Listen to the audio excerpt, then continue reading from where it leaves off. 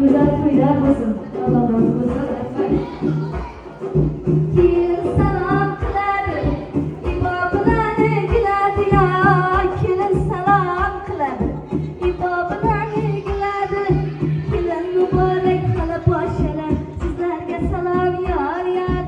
Kelin salam yar yar. Yar hovlisida tali bor, o'ng yuzida holi bor. Uzuklar taqqansiz, lavara kelinga yoqqansiz. Kelin muborak hoji bujoni, sizga salom yor yor. Kelin salom yor yor. Qabul aylang ammajonlar, xolajonlar, sizga salom yor yor. Kelin salom yor yor. Qabul aylang yuzi nurli, o'zi nurli, chiroyli ojonalarim, sizga salom yor yor. Kelin salom yor yor. Kelin muborak bo'lsin, jiyan kamoli muborak bo'lsin. Aman bo'ling.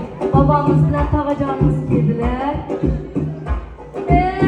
Kelin salom qiladi, iboblarni giladi ya.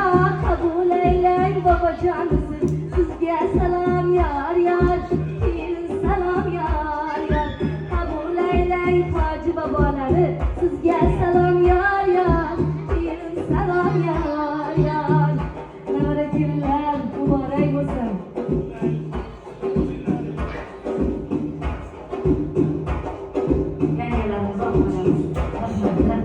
Kaynanacan kaynana, kelin bo'lsin parvona. Yersiz qovog'iysangiz yetsa olam vayrona. Yersiz qovog'iysangiz yetsa olam vayrona. Kelin salom qiladi, iboblarni giladi ya. Qabul aylang qaynotajonim, qaynonajonlar, sizga salom yor yor. Kelin salom yor yor.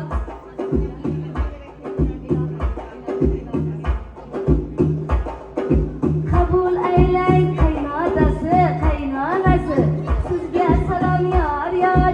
Kelin salom yor yor. Rahmat, yugurib yelib katta kelindek o'z qizlaringizdek bo'lib yurishlarni Alloh nasib ro'z aylasin.